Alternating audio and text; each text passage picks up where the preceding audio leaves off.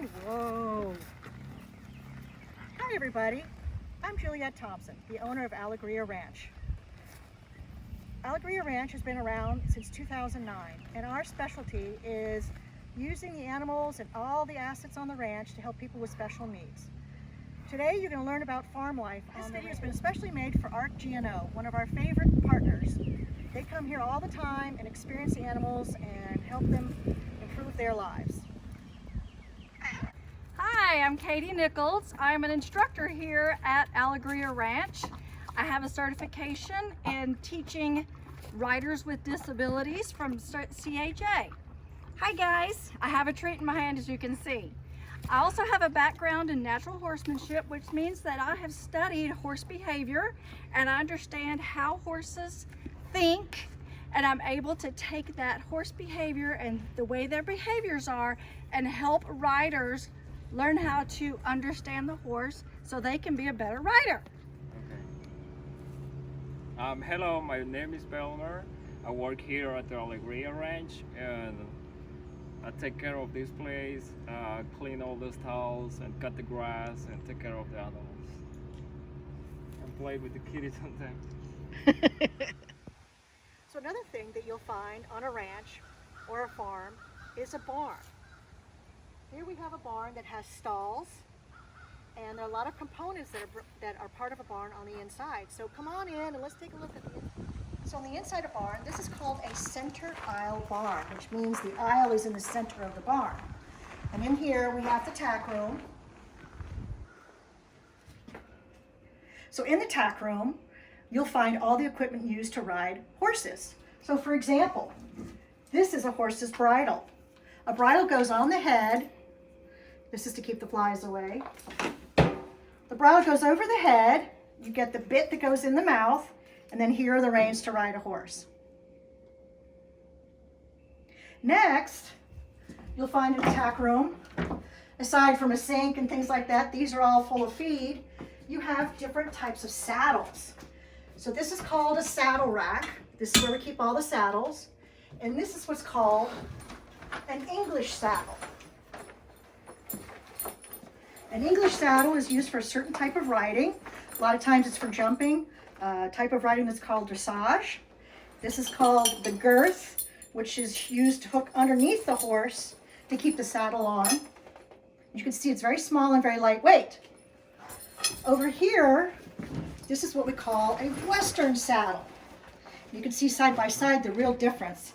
This is called a cinch, and that is also used, put around the horse's belly to keep the saddle on the horse. These saddles obviously are much heavier. They're used for all types of Western trails, different types of competition, trail riding, barrel racing, roping, things like that. Whereas this saddle obviously has less stability. This has more stability on it. So that's why we use the Western saddle for those types of events. One thing that we have at the Alegria barn is a picture of a lot of the folks that come and visit us every week and have sessions with the animals. They interact with the miniature animals that you've seen, as well as some of them come and ride horses. But we're very proud to have ARC GNO as one of our groups that comes here. Recognize anybody?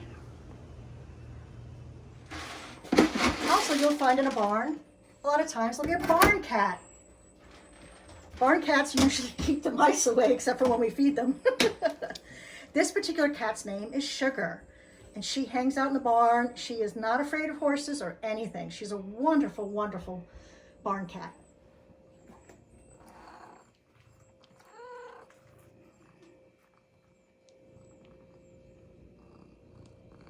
Hi, and here is Sugar, the barn cat again. As you can see, she has multiple colors on her. Just like horses and dogs, they'll have different types of colors and breeds, and she is considered a tabby cat because of her coloring. Also, you notice that she has a tail. Her tail is used primarily for balance because, you know, cats are always crawling up on different things. Unlike a horse who uses their tail for the flies and to communicate with other horses about their mood, or the humans that are around them about their moods. Just keep going. Hey guys, we're going to talk about the color of horses today. And they have special names depending on their colors. So this is Loran, and Loran has brown, dark, maybe even black. It's probably a little faded right now because of the sun. And she has white, and it's like patchwork. So we call this horse a paint horse. The other name for this color is also Pinto. But because Loran has paint horse breeding, her color is called paint. Hey everybody, this is Katie. We're talking about the colors of the horses today. This is Henry, and Henry is what we call a bay colored horse because he has dark mane and he has a dark body, but his body is more brown, so he's not really black, okay? So a bay horse has a brown body with a black mane and tail. Now you see a lot of the white hair color in here on him. That is because Henry is an older horse. So Henry shows gray hair just like people do. So he doesn't look like a true bay horse right now, but it's only because he has gray in there, so he's a little bit older looking. Okay, we talked about Loran being a paint colored horse, but there's also a different marking that she has on here. Actually, it's a common marking in horses. This long white strip that you see right here is called a blaze. You will see a lot of horses that have a long white strip like this and always refer to it as a blaze. Hi, this is Sam. Sam is one that you guys that come to Alegria might be more familiar with. We use him in our riding lessons a lot. Sam is a pretty guy. He is a pale color that we call palomino with a light mane, but the body might be a little bit darker. And he also has a light colored tail. You see how that's almost white in there, his tail? Sam's color is palomino. Also, Sam has this long white strip here called a blaze. Okay, everybody, here we have Penelope. Penelope is a pretty little mare. We call her a mare because she is a female. She is a girl, okay? We're getting photobombed. Somebody wants to play. That's what we call being nosy. Horses are nosy, and that's exactly why right there. The horses here at Alegria are all very friendly. They love the attention from all of us, and they certainly are missing you guys because they're not getting as much attention as they're used to having. Photobomb. That's a little one. Penelope's color is bay. Penelope is a lighter colored bay than, say, Henry. Henry is darker. Penelope has a black mane and a black forelock. Also, her tail is black. The other part about a bay horse is they will generally have dark on their legs, okay? So technically we can call her a bay with black points. This is Henry again. We talked about Henry being an older fella and having a lot of gray hair, but also Henry has a particular marking that he's had since he was a youngster, and that is this white spot right here on his forehead. That is called a star. Okay, ready? Another marking on Henry that I want to point out that is pretty common. You might see one or two or all 4 feet have a stock. This white part right here on the foot, and you notice the hoof is white also to match the white sock.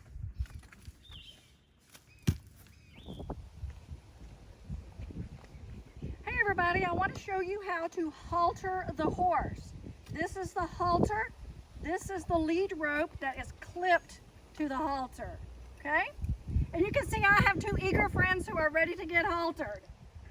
This is Sam, and I'm gonna halter Sam for y'all today. Take the long part of the halter, reach over the horse's neck, and grab that long part. I've got the buckle on this side, and I wiggle it on to his head, or his muzzle, okay? Long part is buckled on the left side of the horse, and you want it to be snug, but not too tight, all right? So I put it on the second hole. This halter is on the second hole of the buckle. Does it look like it fits? Does it look like it's in the right place? It probably could be tightened one more notch, okay? Because this is hanging down a little too far, too close to his mouth. So I'm gonna tighten it one more hole. Okay, and that's the third hole. And that is how the halter goes on the horse. Hi everybody, we're going to talk about the parts of the horse today. And what I mean when I say parts are the body parts. What the horse's body is, what the parts of the horse's body are called.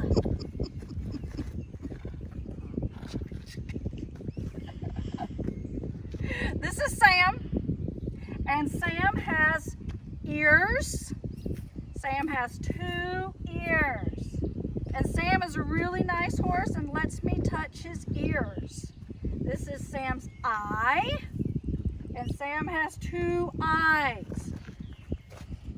This is Sam's muzzle, the whole thing, the nose, the lips, and the chin all together is called the muzzle, okay? Then we come down, this is the neck, shoulder, then this back part from here to here is called the barrel. You see how that looks like a barrel? This is the barrel, this is his backbone. Here is the hip, the hindquarters, and what is this? Everybody probably knows this one, his tail. And one part I forgot to mention a minute ago, this hump right here that is unique to horses is called the wither, okay? Katie, And I have a question. yes, So how do you measure the height of a horse? we measure the height of the horse by starting here at the highest point of the wither. You go straight down to the bottom of the hoof, all the way down to the ground, okay? So this horse, this is his height, okay? Because if you think about it, his head can go up or down, so that's not the true height. This would be the true height because this body part doesn't go up or down. Okay, so we're gonna go down his legs. These are what we call the front legs. This is the hoof, where the hoof and the pastern meet is called the cornet band. Okay, we will, do you want me to go into all the, okay. All right, so barrel, hips, tail. This is Sam's back leg. Okay, this big bony part right here is called the hock. And then we go down the leg to his hoof, right? Now, what is the one thing that I did not bring up that I should have brought up? His mane. He has all this long hair on the top of his neck, and it's called the mane. The hair in the front is called the forelock. Why do you think a horse would have a mane? What is the purpose of the mane? The mane helps him shoo the flies. Also, what does the tail do?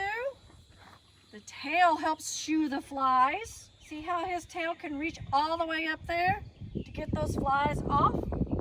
And his tail also is the way he communicates with people and with other horses. I want to talk about why Penelope's mane looks different from other horses' manes. If you look at Sam's mane, his is really long and it hangs down over his neck. Penelope's mane would do that if it grew out. However, we trimmed her mane so that it would grow out more evenly and that it would be a consistent color, except for her natural sun-bleached areas here. So this is a normal mane, it's just been trimmed. Hey everybody, today we're going to talk about a horse's teeth. And this is Sam. Sam is a sweet, sweet guy, and he's going to let me show you what his teeth look like. He also just turned 30 years old. He's turned 30 years old, as Juliet said, so you can see that his teeth are kind of worn down. Also, what is this little thingy right here? That's his tongue coming out. Okay? Show the side. He also has teeth here and in the front. The front ones are called the incisors, and I cannot remember what this one is called. And then you'll also see this space right here. So if you have a bridle with a bit, the bridle or the bit would sit right here on this part of his mouth. Okay, he has teeth that come all the way up back here that he uses to chew the grass and chew up the hay with. So horses have lots of teeth back in there, but we are not going to stick our hands in there to look at those. But we can see the incisors. Today we're going to talk about the horse's vision. This is Faith, and Faith has a brown eyeball right here. Horses' eyes are on the sides of their heads. This is called monocular vision. Sam wants to join the party. Sam has 2 eyes, and you can see that Faith has 1 eye missing. So Faith lives and survives with just 1 eye. And you can see she's perfectly normal. She's a happy horse, and that's okay. She can do it. Sam. Another photo bomb. Because horses have their eyes on the sides of their heads, it's called monocular vision. They can see a greater distance than humans can, because humans' eyes are on the front of their head, so the vision is straightforward. Horses having the eyes on the sides, they can see all the way around their body, with the exception of the point of the nose. That's a blind spot in a horse. And the very top of the tail, which is called the dock. This is a part that they cannot see unless they turn their head. So you all may be wondering what this is. This is called a run-in. Because horses will sometimes run in, but this is where they come when they want to get shelter from the rain or the sun. As you can see, everybody fits in here. They all get along and they're all having a treat. So you know how to give a horse a treat? It's a very special way to give a horse a treat. You have to be very careful. You take the treat, so this has got something that's really tasty for them. And you hold your hand flat like this. Not like that, because you see how he's pulling with his lips? Because he might get my fingers, so you want to make it flat. And then he just uses his lips and gets the treat. So, before you ride a horse, you want to groom your horse. And horses love to be groomed. It feels really, really good. But you groom to get any dirt off of them, any little bugs or anything like that, and you just brush them all over in the direction of where their hair grows, which is this way. All right? So we are grooming Cat now. Here, remember Katie talking about her withers. They are the withers. This is her barrel. And this is how you groom a horse. And Cat, her name is Princess Cat. And she is a foxtrotter, which means she has a very special gait. It's a very smooth ride. She's my trail horse. She's 19 years old, and she's sweet as can be. And we are in, like I mentioned earlier, in the wash rack. In the wash rack, they get tied up, which is called cross ties, because you cross on each side, have them tied up. As Katie mentioned earlier, horses have a space in their mouth, and that's where we put the bit. This is the bit right here. It's a nice smooth piece of metal. It does not hurt the horse, it just helps with control. So I'm going to put this over her head, just give her a little encouragement. She's going to open her mouth, and the bit will slide right in. There we go. I'm just going to put this over her ears, and as you can see, the bit goes where there aren't any teeth, so it's nice and comfortable. So as I mentioned earlier, we have different kinds of saddles. I particularly ride in a Western saddle, and here's Belmer getting ready to saddle the horse. First you put a blanket on, and then he gently puts the saddle on top of the horse.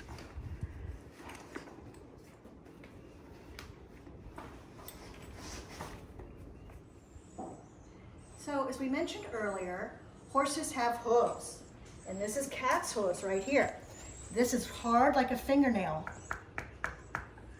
And horses, just like fingernails and toenails, need to be trimmed on a regular basis. And some horses have shoes, like Cat. Can you see the shoe here? So we do what's called a farrier comes, which you'll see in just a moment. He'll come and trim their feet with a rasp and some other instruments, and then put the shoe on. Shoes help horses walk better if they do a lot of fast work, keep their hooves protected. But anyway, as you can see, solid as a rock.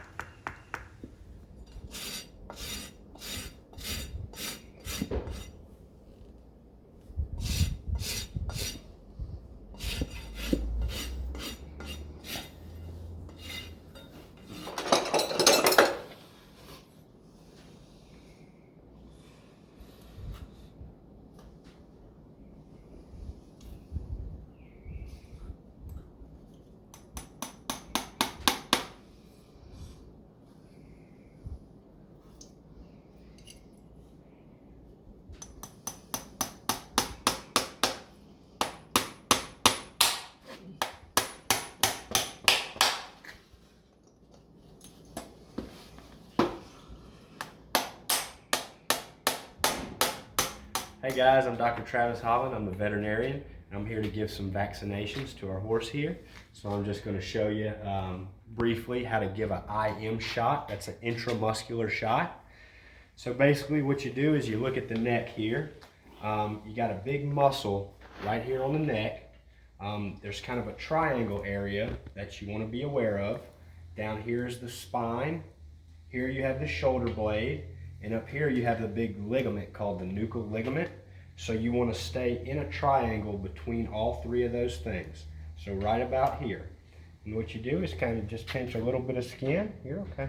You go straight in, pull back just a little to make sure you don't have any blood, and then you give the shot.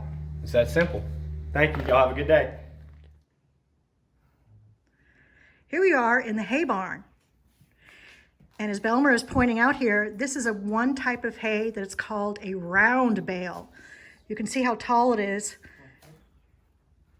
And the hay is cultivated and then wrapped in round bales, literally. And of course, we've got the other cat Scout up there hanging out. And we feed this to the horses, and it's got a little plastic netting on it to keep it safe in travel, and then you take it off before you give it to the horse. Now that's one kind of hay, and this is called coastal hay, which is indicative of the Louisiana area. And this is how a round bale is used to feed horses. You put it out in the pasture, and they just graze on it as they are hungry. Cherokee says hello. This is a bale of hay, and it weighs around 40 pounds. And when we feed the horses with this, so when we break the bale, we call them flakes. So here's a flake. Hey everybody, we have two types of hay. We have alfalfa and coastal hay. There are different types of hay because the alfalfa is super rich hay. You can see how green it is.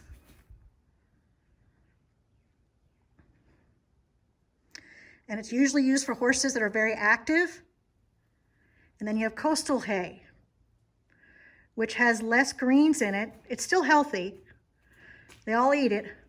In addition to hay, horses also receive grain.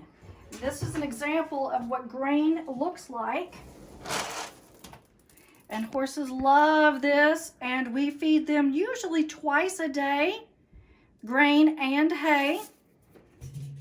Also, the grain is in these metal cans to keep unwanted critters from eating it because it is such good food. Like we don't want the mice getting in there, and we don't want raccoons getting in there and stuff like that.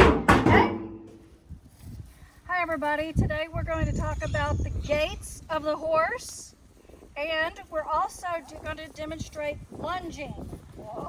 So what Juliet is doing for us is lunging the horse. The horse is going in a circle around the person who stands in the middle. This is a way that we exercise our horses and prepare them to be ridden. Right now, the gait that Juliet is doing with Loran is the walk. Okay? 1, 2, 3, 4. The beats of the walk are 1, 2, 3, 4. 1, 2, 3, 4. Now we're going to ask Juliet to put Loran into a trot. So you see the trot is a little faster, and it is a 2-beat gait. You can watch your feet, and it's 1, 2, 1, 2, 1, 2, 1, 2, 1, 2, 1, 2. The other thing that we do is when we are riders, we post on the trot. This helps the horse maintain the trot gait and is better on their backs for long-term riding. Now we're going to ask Juliet to put Loran into a canter. The canter is a 3-beat gait. 1, 2, 3, 1, 2, 3. And there is a moment of suspension. When you ride the canter, it feels kind of like a swing, swing, swing, swing motion. We call it the canter, the canter, the canter, the canter, the canter, the canter, the canter. Do you see the rhythm? And when you ride the horse, you can really feel the rhythm. The canter is faster than the trot. And now she's trotting again. And now we'll see if she goes to the walk. Walk.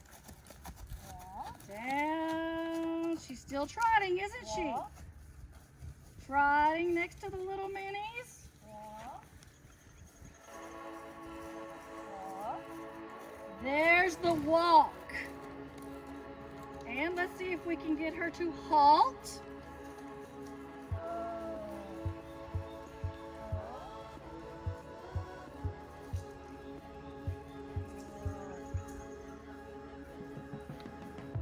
That's it. So the halt means stop. It is a gait, even though her feet are not moving. Okay, we're going to do the video in slow motion so you can see the footfalls. And we're starting with the walk.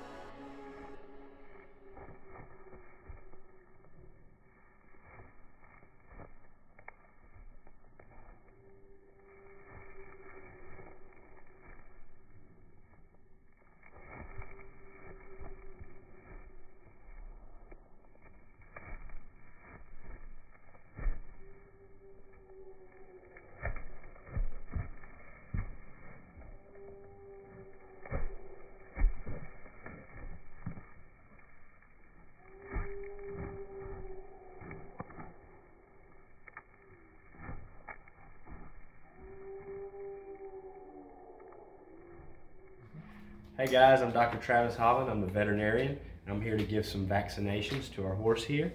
So I'm just going to show you briefly how to give an IM shot. That's an intramuscular shot. So basically what you do is you look at the neck here. You got a big muscle right here on the neck. There's kind of a triangle area that you want to be aware of. Down here is the spine. Here you have the shoulder blade. And up here you have the big ligament called the nuchal ligament. So you want to stay in a triangle between all three of those things. So right about here. And what you do is kind of just pinch a little bit of skin. Here, okay. You go straight in, pull back just a little to make sure you don't have any blood, and then you give the shot. It's that simple. Thank you. Y'all have a good day. Hi everybody, Juliet again. And these are called miniature horses and miniature donkeys. As you can see, they're small. I'm sitting in a chair and they love attention. Look at them all. So this is Kate and Will, as in the Prince of England, of the UK, the couple.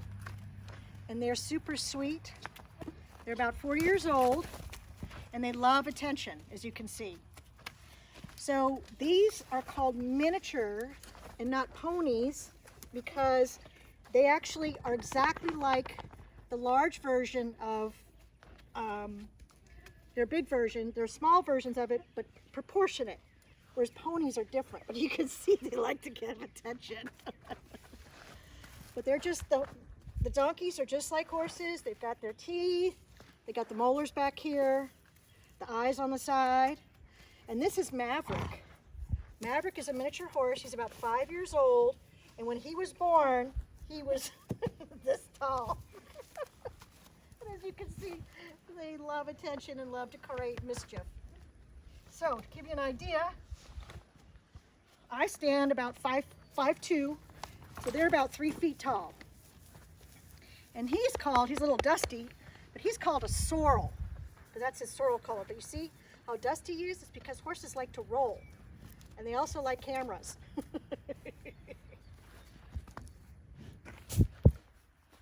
So as you can see here, these little guys are just like that. Here is the bottom of a hoof. It's like a fingernail. It's really hard. And every about 6 weeks, they need to be filed down so they don't get too long, just like our fingernails and our toenails. So our minis at the ranch have a tendency to get into to have a little bit of fun and get into a little bit of trouble. They could be mischievous. As you can see, they're very curious.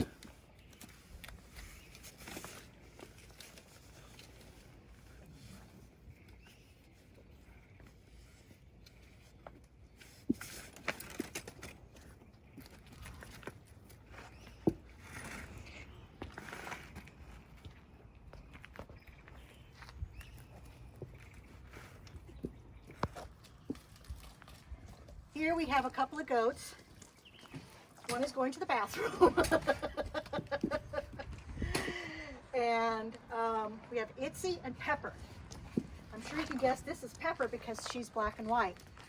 These are two super friendly, they're sisters. This is Itsy, and they are what's called milk goats. And if they had any milk, which they don't right now, we would actually milk them from back here just like a cow. Their hoof is very different than a horse's hoof. And it's got what's called 2 toes. Can you see the 2 toes down here? 2 toes. Okay. So here is a close-up of our brand new baby girl goat. Do you know what goats are called when they're babies? They're called kids.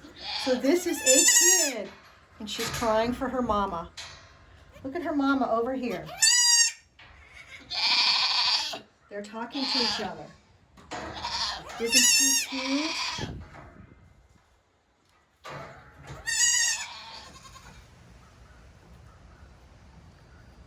And here is the baby goat, also known as a kid, nursing from the mom.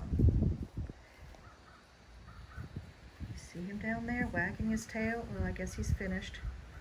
But the mom stands patiently and quietly so that the kid can get the milk.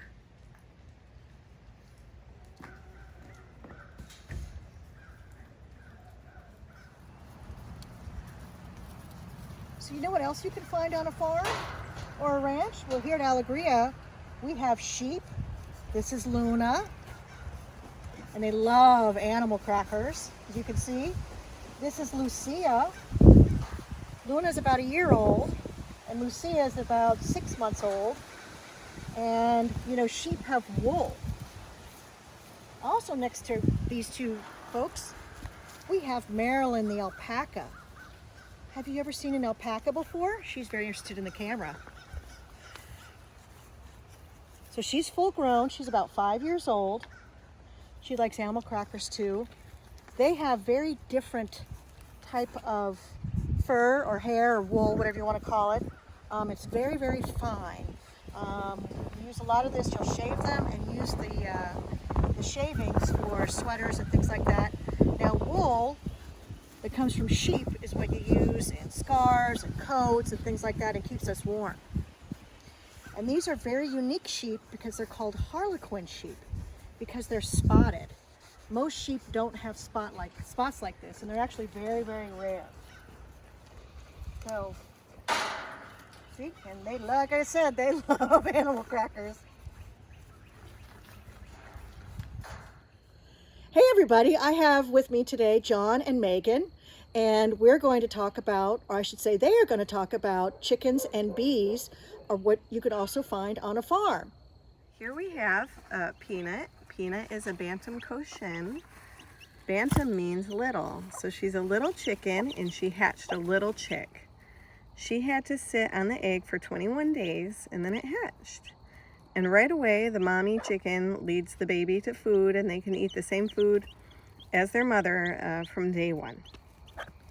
Now, the problem is that the baby does not have a name, so we're gonna need your help in naming the chick.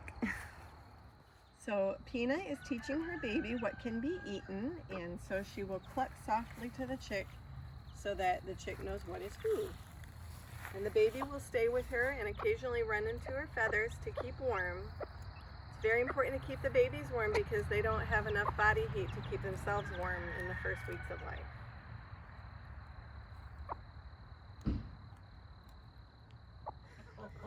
So we have many different types of chickens here, and chickens were bred through the centuries for all kinds of different purposes.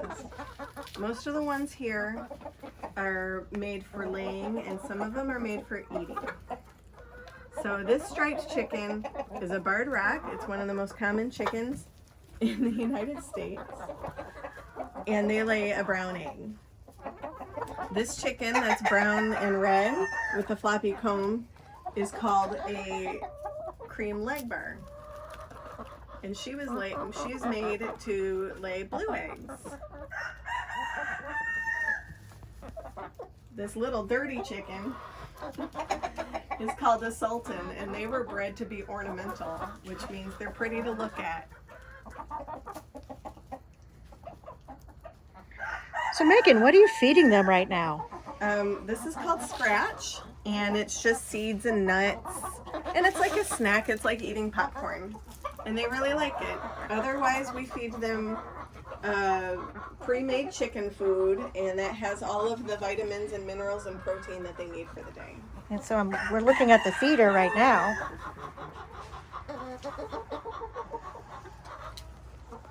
Chickens eat all day long. If they're awake, they're eating.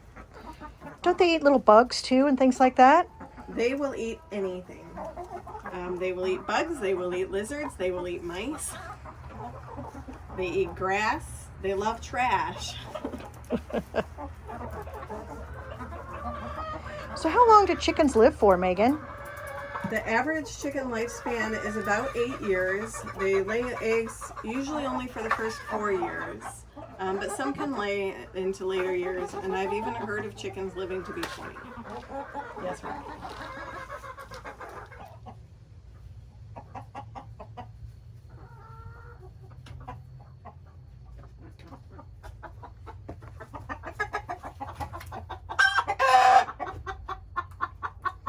these chickens are sitting in the nesting box, getting ready to lay an egg.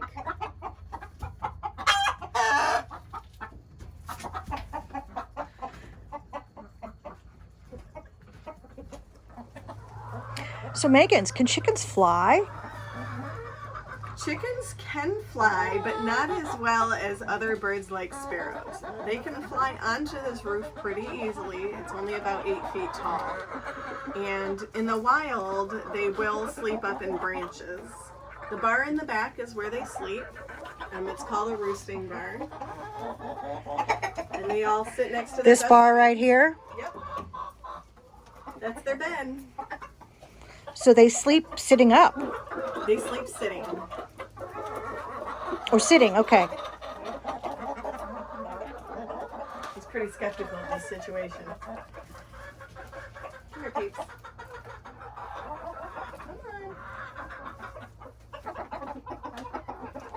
So this is the rooster, and we call him Mr. Peepers. And Mr. Peepers is not getting snacks because he is supervising the situation. He's making sure that all of the hens stay safe. You can tell he's a rooster because he has long feathers on his neck and on his tail.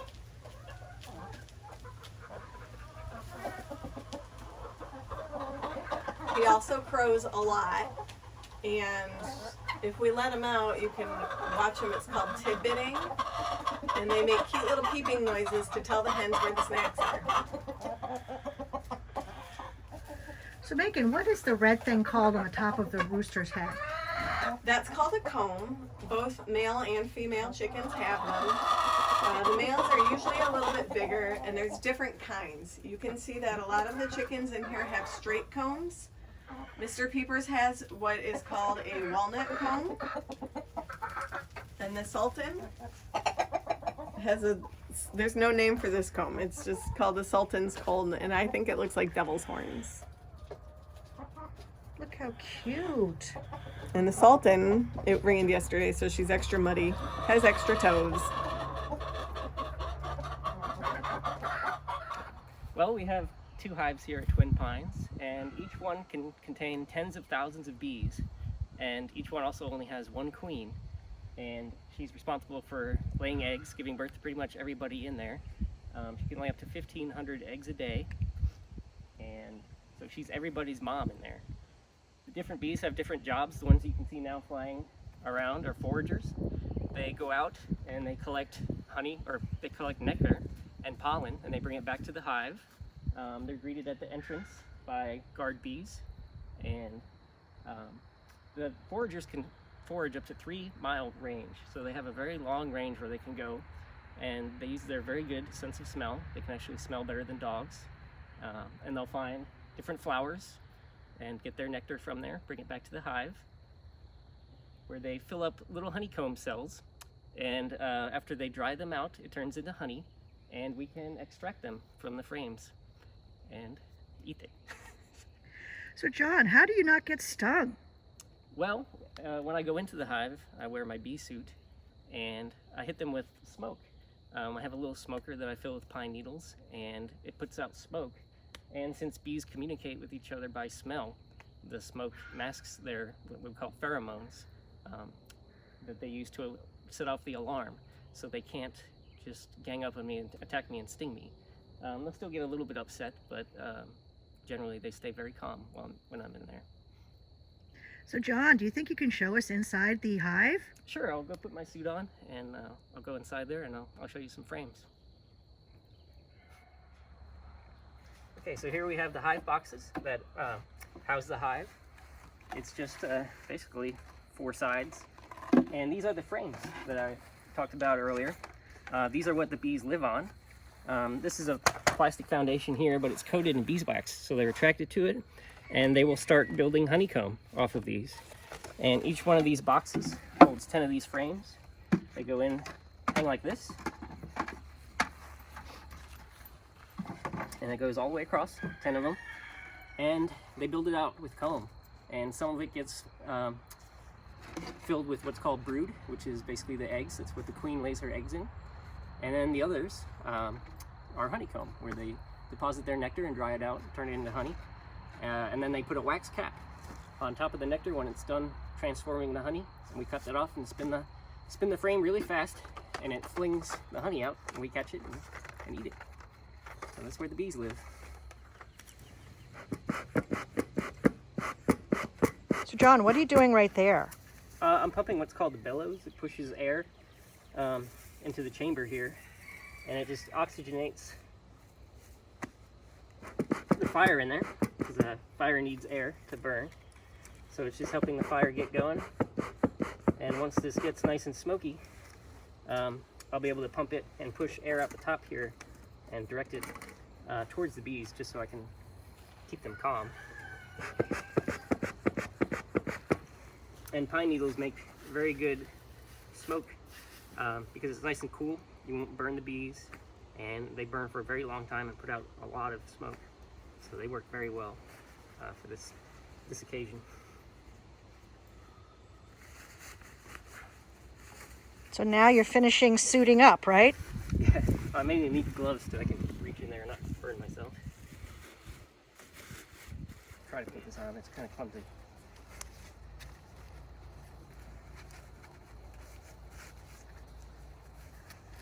Take my glove off.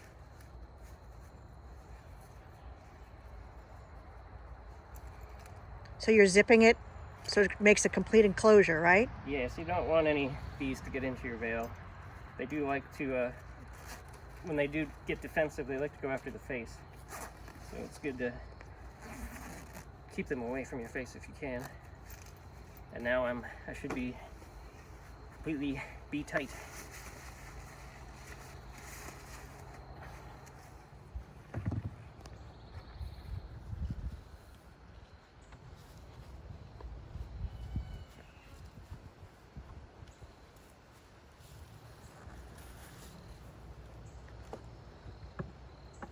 I have to use this tool to get the lid off because they have what's called propolis, which is basically bee glue. They like to glue it down on top of the frames here, so it can be very difficult to get off. And you can see right here, this is called burr comb. They've built honeycomb off the frames, and you can melt this down. It makes very good wax because it's so pure. So I like to scrape it off and set it to the side, and just add it to my beeswax pile so we can make candles and other such things out of that later. So John, I see a lot of bees on the top of the hive there. What's going on there? They are basically clustering for warmth. The brood in there, the eggs, need to be at around 95 degrees to hatch. So they will often kind of cluster just to keep the temperature up and hang out together in what's called a pollen basket.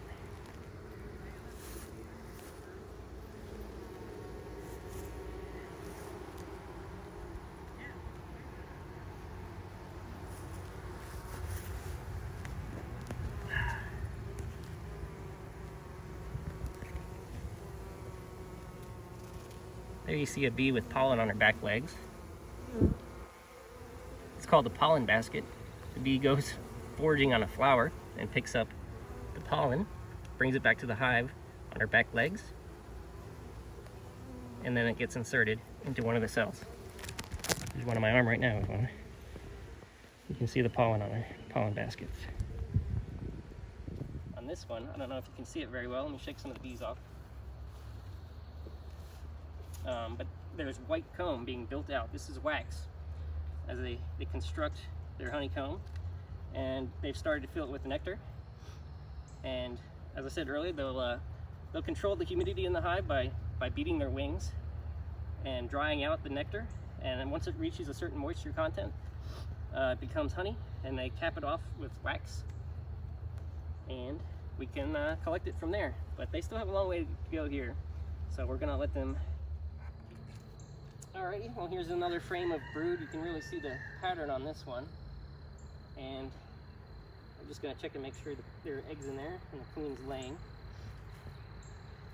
And up in the corner here, they have honey stores. So these are the eggs, and this is the honey. The bees eat the honey. They make the honey for themselves. They also eat pollen. They can't survive on just sugar alone, so they have pollen that they eat for their protein. So yeah, even though we like to eat the honey, the bees do make it for themselves. And when we harvest honey, we have to make sure that we leave enough for them to make it through the winter.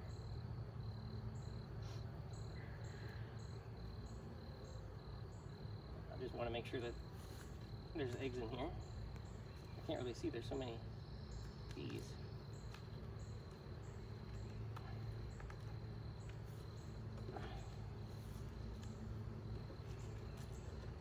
Oh, there's a lot of bees in here.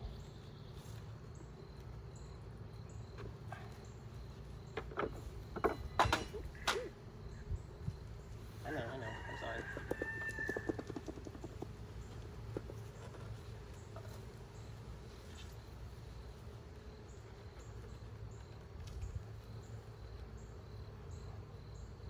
So John, I have a couple of questions for you. Sure. So do bees sleep at night? The foragers, actually, the bees that go out and collect the nectar and honey, are on a sleep schedule a lot like us, because they don't go out and forage at night, so they'll come back to the hive and they will sleep at night. The workers in the colony tend to sleep shorter, kind of a more irregular sleep pattern. They'll sleep for just a few hours at a time. But yes, the bees do sleep, even though it may not appear to be the same as our sleep. And how long do bees live? It depends. They kind of go through their different jobs as a life cycle. Like they might start out as a nurse bee, where they take care of the baby bees or the queen, or basically living in the hive, taking care of the hive. And as they get older and mature, they may turn into foragers. But bees typically live about 4 to 6 weeks. Once they become foragers, they're out in the elements a lot. It's quite difficult. They're doing a lot of work. They come back many times a day and visit hundreds of flowers, and it really takes a toll on them. And they have fairly short lives. The queen can live for probably up to 3 or 4 years, since she's in the hive and being taken care of by the hive bees. But yeah, once she gets older and stops laying eggs, they'll do what's called a supersedure. They'll lay. Queen gets older and isn't laying eggs as well as she used to. The bees will do what is called a supersedure sometimes, where they will create a new queen, and they do this by taking an egg and feeding it what's called royal jelly, which is a very rich protein source that basically makes a new queen. It creates a larger bee and one that is sexually mature and can lay eggs. And once that new queen emerges, they'll probably kick the old queen out of the hive, and they'll have a new freshly made queen that can lay more eggs and build the hive up quicker.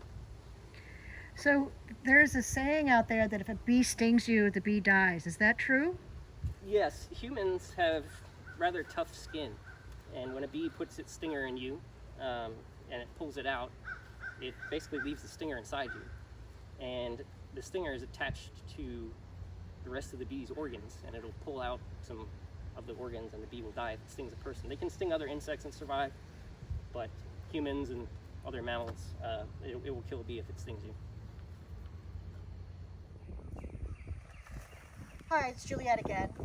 I really hope that you've enjoyed the video and learned a little bit about ranch life in Alegria and how animals can help people with special needs. Thank you for watching.